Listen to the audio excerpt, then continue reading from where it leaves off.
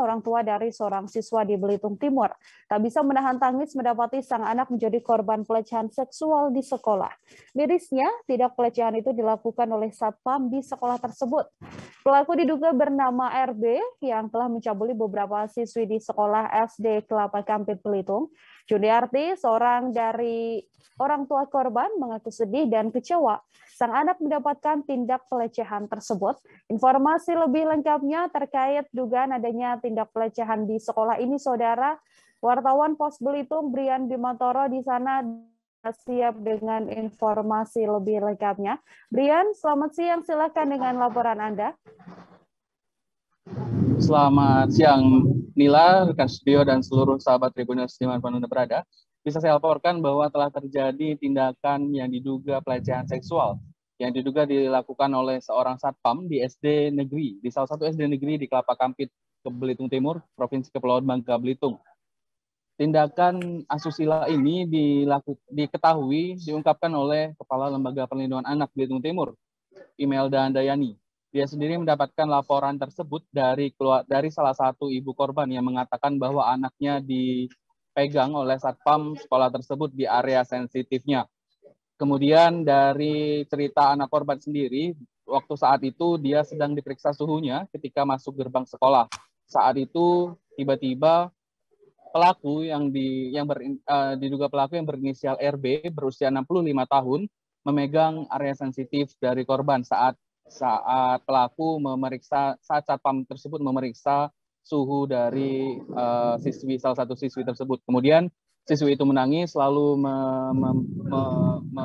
lalu pergi ke ruang guru, dan di situ guru di sekolah tersebut menanyakan kepada siswa yang lain apakah mendapatkan perlakuan yang sama dari satpam tersebut. Ternyata setelah ditanyai oleh guru tersebut, sebanyak 14 siswi mengaku telah diperlakukan tidak senonoh atau di seksual oleh satpam tersebut. Kemudian Nila dan Tribuners, untuk satpam tersebut saat ini sendiri sudah diberhentikan oleh pihak sekolah dan sudah diberhentikan oleh pihak sekolah. Pihak sekolah sendiri, kepala sekolah SD tersebut bernama Jemai mengatakan bahwa kejadian tersebut terjadi sekitar tanggal 11 Februari 2022 yang lalu. Kemudian pihak sekolah mempertemukan orang tua korban dengan pelaku, dan di sana pelaku mengatakan bahwa motifnya adalah untuk bercanda saja, Mei dan Tribuners. Nah, kemarin dan dari pertemuan itu akhirnya sekolah memberhentikan satpam tersebut. Namun ternyata tidak sampai di situ. Kemarin hari Jumat 1 April 2022 dilakukan kembali pertemuan antara orang tua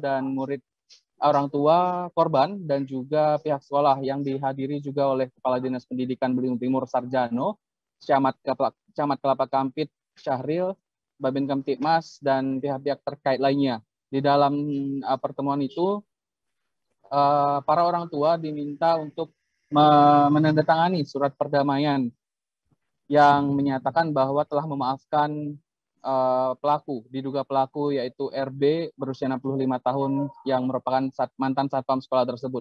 Namun ada satu ibu korbannya tidak terima dan tidak mau menandatangani surat perdamaian tersebut.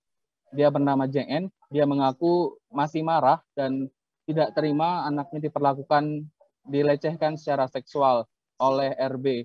Karena itu dia tidak ingin menandatangani surat perdamaian tersebut. Pihak sekolah sendiri, kepala sekolah dari SD tersebut, Pak Jamiai, mengatakan bahwa surat perdamaian ini bukan sebagai pemutus permasalahan pelecehan seksual yang terjadi di sekolahnya.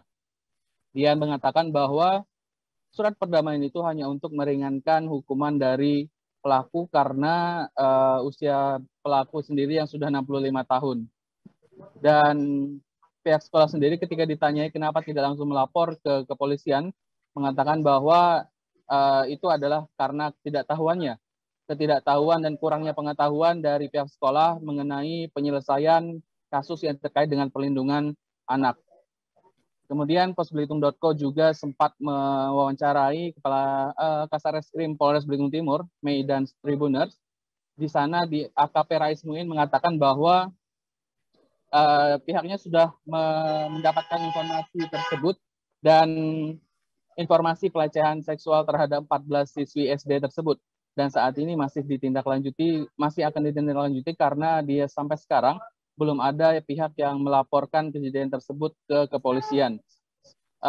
Beberapa waktu lalu memang sempat RB diduga pelaku sudah datang ke Polres Belitung Timur, namun dipulangkan kembali karena belum ada laporan tersebut. Hingga saat ini juga kemarin dalam pertemuan bersama orang tua, salah satu ibu korban sempat menitikkan air mata karena tidak terima dengan surat perdamaian yang diinisiasi oleh pihak sekolah. Dari Kelapa Kampit, Belitung Timur, Brandi Mantoro, wartawan Pos Belitung melaporkan. Kembali ke studio, Mei. Terima kasih Brian Primantoro, wartawan Pos Belitung melaporkan terkait dugaan tindak pelecehan seksual saudara yang melibatkan seorang satpam di sekolah. Informasi lebih lengkapnya juga telah terhimpun wawancara dengan Kepala Dinas Pendidikan Belitung Timur Sarjano dan juga Camat Kelapa Kampit Syahril. Berikut liputan lengkapnya untuk Anda. Semenjak awal-awal kejadian. Cuma kelihatannya bukan tidak mau melaporkan, tapi silakan kita membahas kita jauh kampung kan musyawarah itu kan lebih bagus.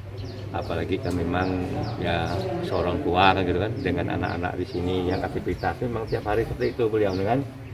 Nah, cuma mungkin baru terbongkarnya ya segala sesuatu itu kan pasti ada akhir dari perbuatan-perbuatan yang pada prinsipnya di awal mungkin dianggap biasa kan gitu ya. Nah, tapi kan ya kadang-kadang nggak tahu anak nangis atau melapor orang tua, sehingga orang tua kan harus mengambil satu tindakan untuk memproses permasalahan masalah.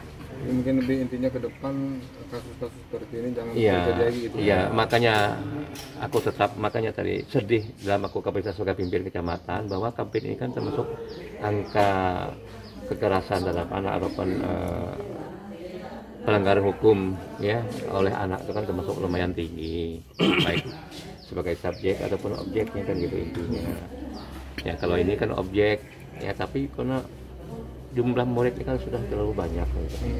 Kalau dilihat hanya satu kelas murid di sini hanya berapa kan gitu, sehingga sudah ada 14 orang sebagai korban, ini kan luar biasa. Ya, jadi kita sebenarnya ingin mengetahui kronologis yang sebenarnya gitu, apa kejadian yang sebenarnya, ya nggak?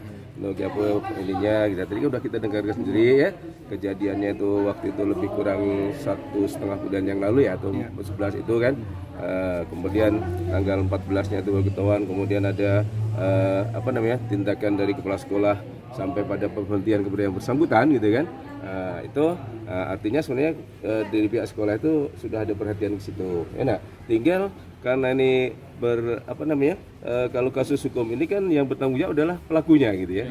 Untuk itu ya kami dari ini prinsipnya mendukung untuk penegakan hukum ya agar jangan sampai pelecehan ini terjadi di dunia pendidikan kita ya. Jadi kami menyerahkan proses hukum sepenuhnya kepada pihak yang berwajib untuk memproses setuntas-tuntasnya ya, gitu ya.